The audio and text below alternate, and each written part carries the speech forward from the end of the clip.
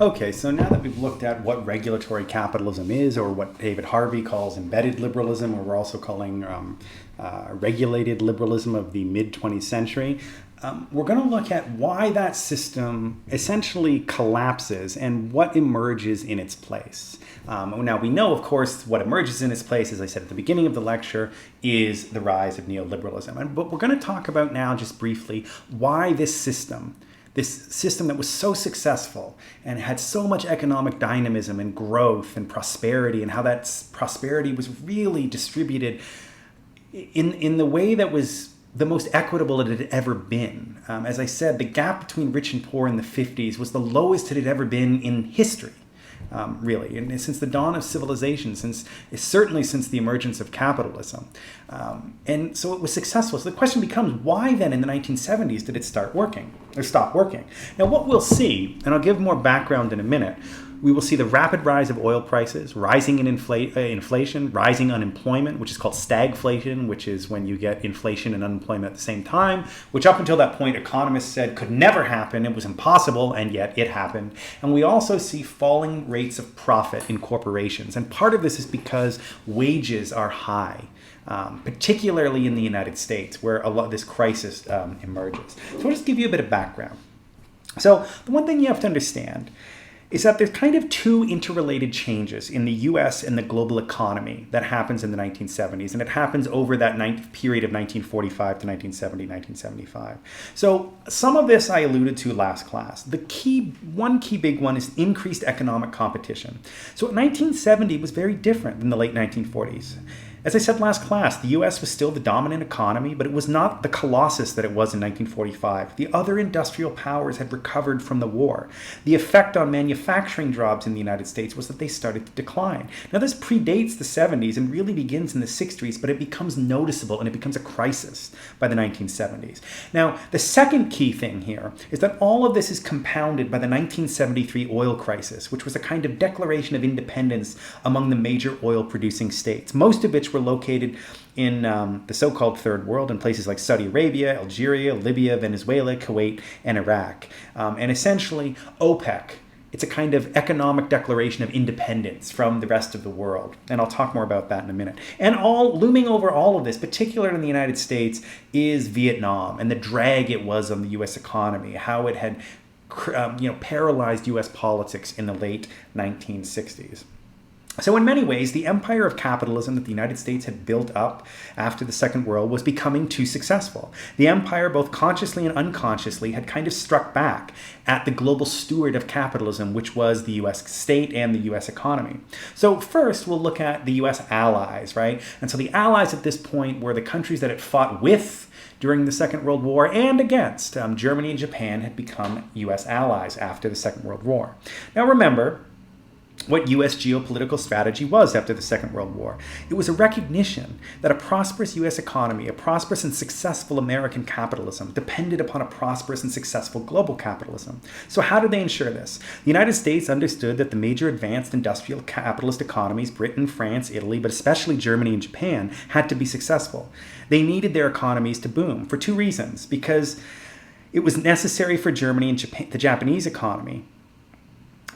If the German and Japanese economy collapsed, it was rife for the expansion of communism. So it was in the U.S. interest. And part of the reason the United States needed a successful global capitalism, because an unsuccessful global capitalism, if you got rising inequality like you did in Germany after, say, the First World War, well, this is the beginning of the Cold War, and all of a sudden communism would look very attractive to these societies. So the U.S. had to ensure that these societies were prosperous. Otherwise, they could fall to communism, which would then create less markets and basically encroach on this expanding global capitalism.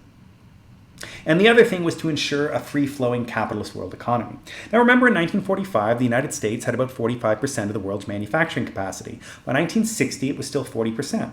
So what did the United States do in the late 40s to stimulate the other major capitalist economies? They had to generate demand. The first thing was the Marshall Plan, right, where the United States, as I said earlier, financed the rebuilding and the rehabilitation of these economies and the reconstruction, basically financing the reconstruction of what would become their economic competitors.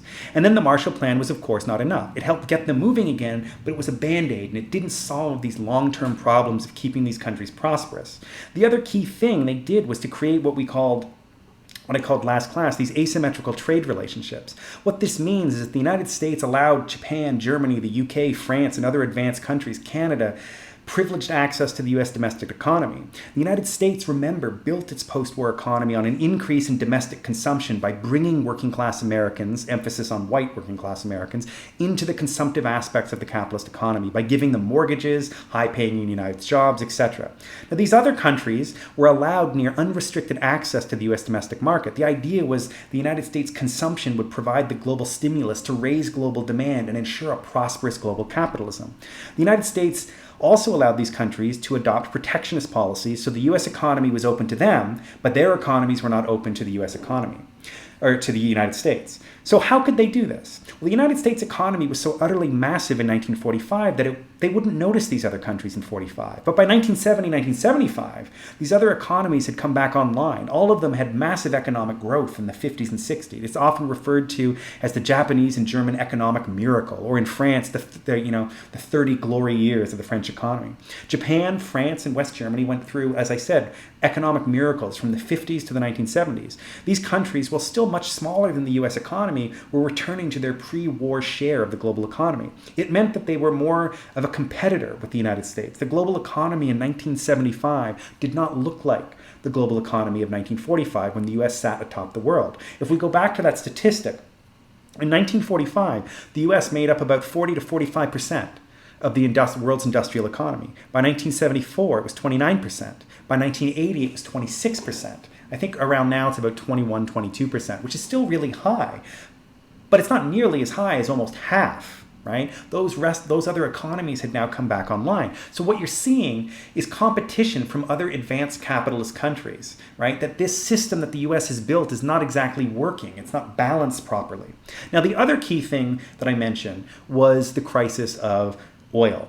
So after the war, the West, the US, Europe, and Japan transitioned from a coal-based energy to oil-based economies. Interestingly, environmentalists supported this because oil was actually cleaner than coal. Now, for a lot of European countries and Japan, this meant that they relied more and more on a source of energy obtained beyond their borders. Britain, of course, had lots of coal, but it didn't have any oil, although now it does in the North Sea above Scotland. But Germany, France, Japan had no oil to speak of.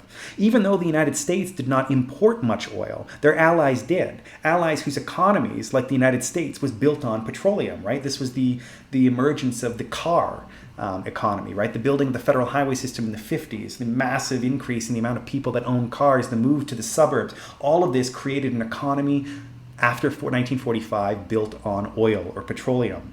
And oil was used in nearly every synthetic product, right? Plastics, vinyl to make records, all these kinds of things used oil. Now, these economies were premised on cheap oil. For example, US cars in the 1970s got on average 8 miles a gallon. These cars were not efficient. As a result, US consumption of oil tripled between 1948 and 1972. In Western Europe, it increased 14-fold from 197,000 barrels per day at the end of the Second World War to 14 million barrels per day by the 1970s. And in Japan, consumption went up 137-fold from 32,000 barrels at the end of the 1940s to 4.4 million barrels by the 1970s. So oil was the most important resource of the post-World War II economy, as probably surprises none of you, right? Oil is incredibly important and still remains incredibly important in the current economy. Now, of course, what effect did this have on the major oil-producing countries? So a lot of these oil-producing countries in 1960 realized that maybe the price of oil wasn't high enough, right? The price of oil per barrel in the 1950s was something like $3 to $4 per barrel.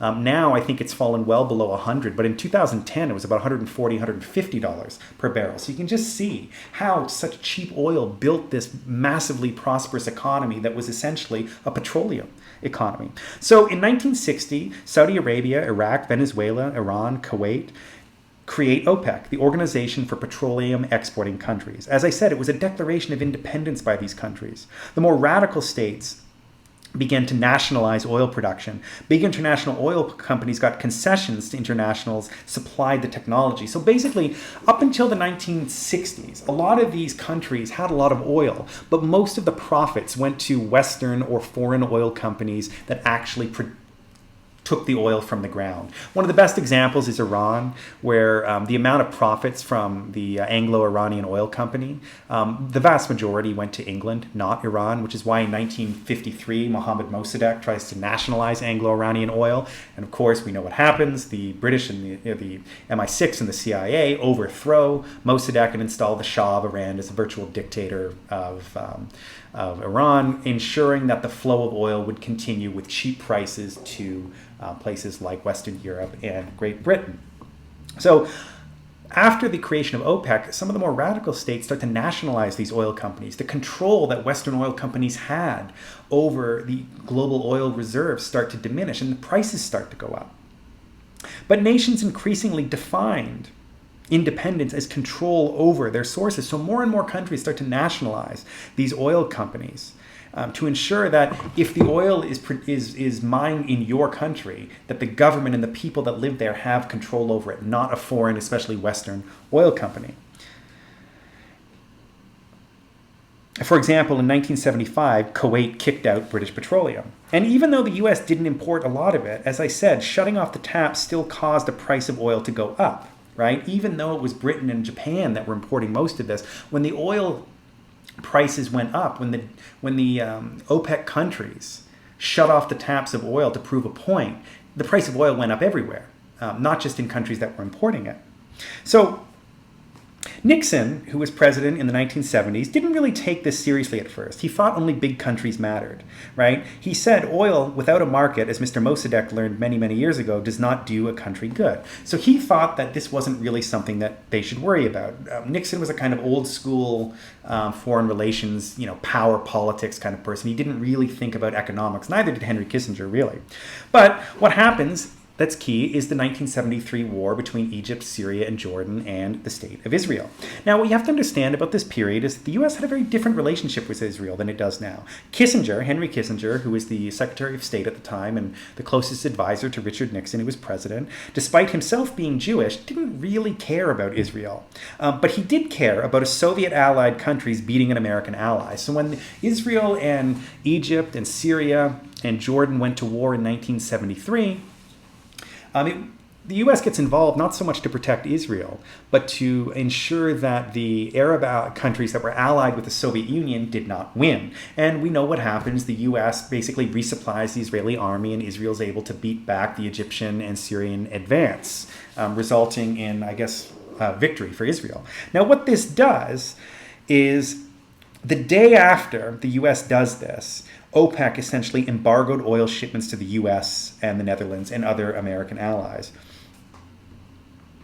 which is why the United States stopped the war, basically made Israel stop advancing into Egypt so that it wouldn't destroy Egypt's Third Army. Now, the exporters announced that they would cut production until Israel withdrew to its 1967 frontiers.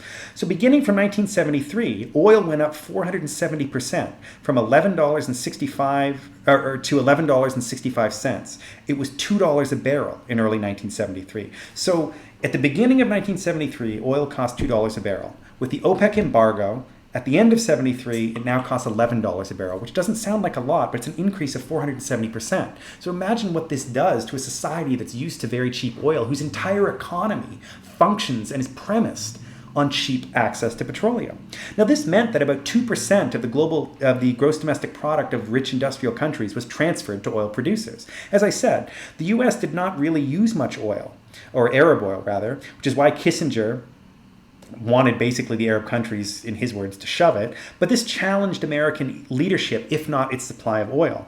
Only 8% of American energy needs came from the Mideast and came specifically from Iran, not the Arab states. The Shah kept pumping oil. Of course, this changes in 1979 with the Iranian Revolution. As I said, but it really affected Europe. It caused tension between the US and Europe and Japan. The French and Germans and the Japanese were almost entirely dependent on Middle Eastern oil. It hit the auto industry. 1 in 10 jobs rested on the health of the auto industry. Sales declined by 46% in Germany. Same in the Netherlands. Panicked Europeans basically publicly supported Arab countries. And European and Japanese officials distanced themselves from the US, who was trying to end the war. And on top of all of this, the US is trying to get out of Vietnam in 1973 when it ends. So what you have is this crisis of global capitalism in the 1970s. And what also doesn't help is that American wages are incredibly high. And as we looked at last class, this is the beginning of countries moving overseas from the United States. Productivity was low. And this is what the falling rate of profit was. Because wages were high, profits start to fall. Part of why this happens was by the 1970s, you're getting less economic growth and you're getting inflation, which means that that economic pie that was relatively more equally distributed in the 1950s is starting to shrink.